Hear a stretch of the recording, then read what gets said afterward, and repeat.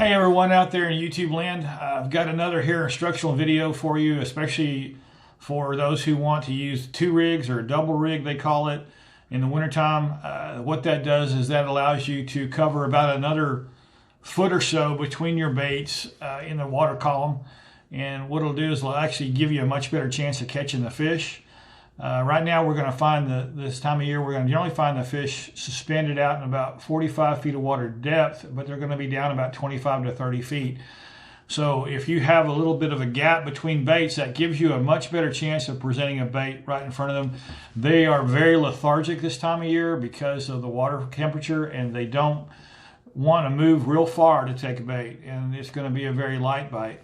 So I'm going to show you guys how we double rig our baits here at Luck of the Irish Guide Service, so that'll give you a much better chance of catching some fish.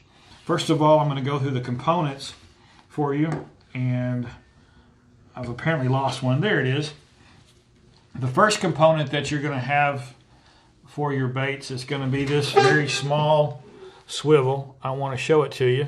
It's a little three-way swivel, and it actually has, this is the part that you tie your line to, okay, right here. Let me see, where's it at?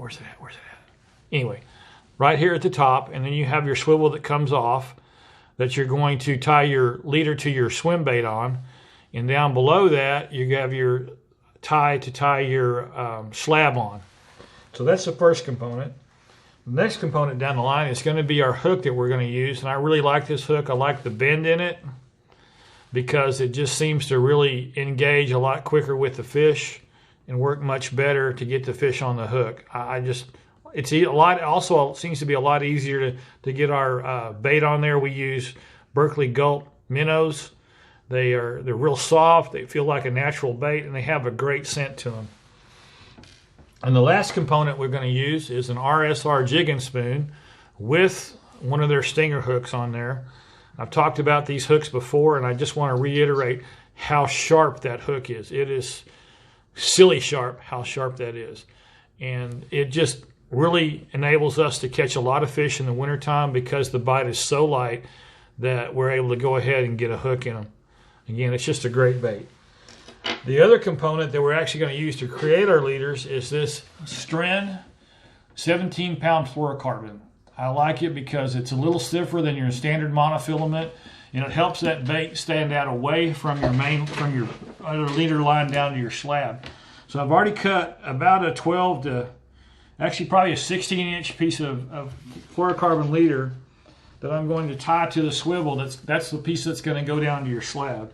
So again, let me show you. I want to use that swivel. I want to use the one that's straight in line, not the one that sticks out from the other swivel. So I'll go ahead and tie that below. And to tie that, especially with fluorocarbon, you really want to use the improved cinch knot or trilene knot, which is you put your line through where you're tying it, and then you simply wrap the line around the layer about 4 or 5 times, run it back through the loop that you made, making your twists, and then run it back again through the loop above that you created. So it's going to look kind of like that when you tie it. So you go ahead and wet it, lick it, whatever, cinch it down so that it doesn't get tangled or doesn't burn the line as it tightens down. So there's your first one, okay? Now we're going to cut a slightly shorter one to tie your swim bait to. So I cut one about, I guess, 4 or 5 inches, and that's that leader there. And then I'm going to go ahead and tie it to my hook first, because that's generally a little bit easier than trying to tie it to the swivel and then try the hook on. So again, it's just real simple. It's 3 or 4 twists around, then back through your loop, and then back through your loop above, which I didn't quite get just then, but I got it now. Again, wet it to keep from overheating the monofilament or the fluorocarbon as you tighten it down. Go ahead and pull it tight. I can get a hold of it here. There we go. Pull that tight. Always cut off your excess. Your excess, believe it or not, will create more drag than you might think it would, and you don't want anything that's slowing down your retrieval or your feeling of what's going on. So now that I've done that, again, I will go ahead and off the one that's hooked around the other swivel, not the one that's vertical. I want to go ahead and put that back through, if I can, which is not easy right now. There we go, I got it. And then tie my little leader here. Tie my knot.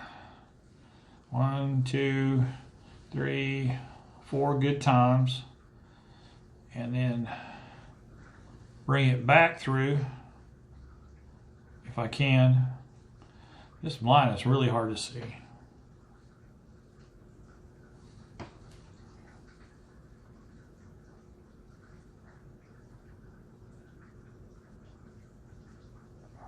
And back through again.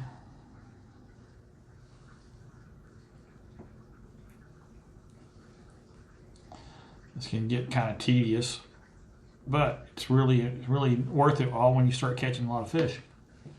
Then tighten that down. Make sure your knot's not going to break either, like it just did. So apparently I did not tie that correctly, so let me try again. Problem is that I have a very sharp hook here, and I seem to be getting stuck with it. So let's see if we can do this right this time.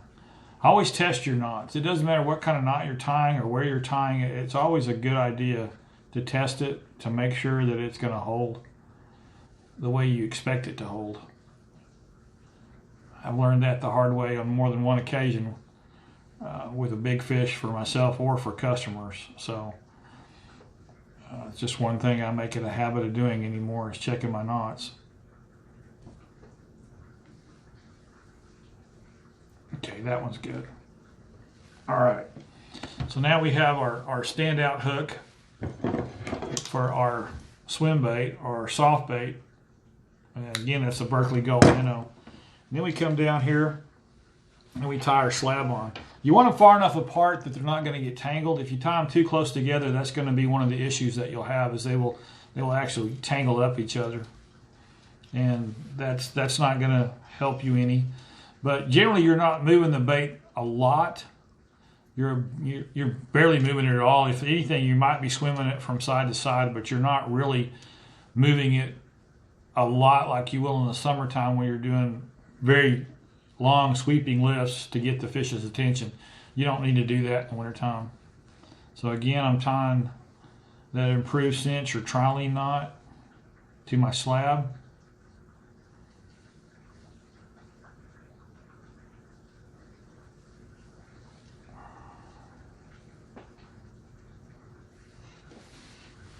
Cinch that down good. Make sure it's good and tight.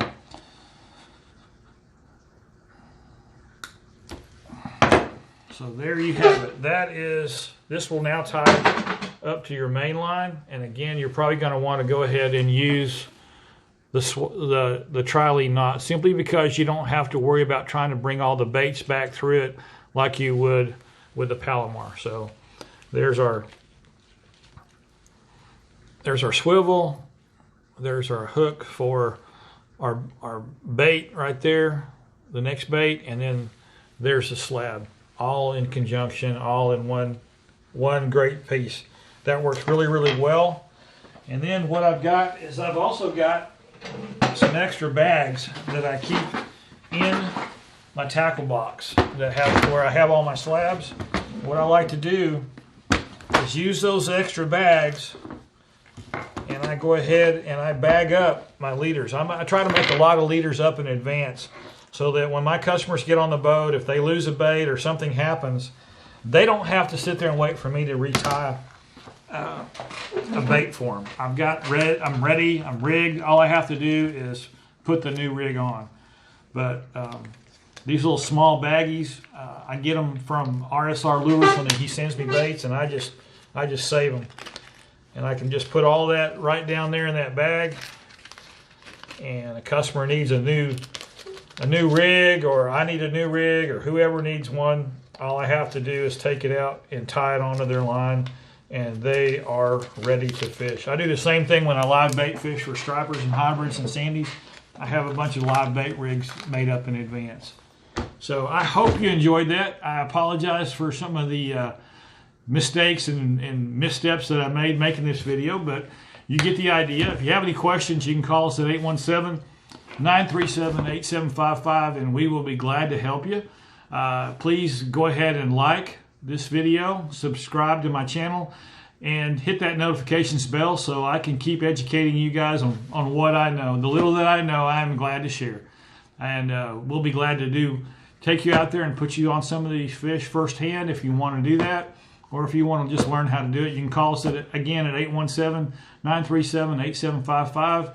And on the web, luckytheirish.net. We're here on YouTube, we're on Instagram, we're on Facebook, and I'm sure that there's some way that you'll be able to get a hold of us. So thanks for watching, and we just can't wait to get out on the water and catch some fish, and just keep telling you guys how great it is to be in Texas and be in the outdoors.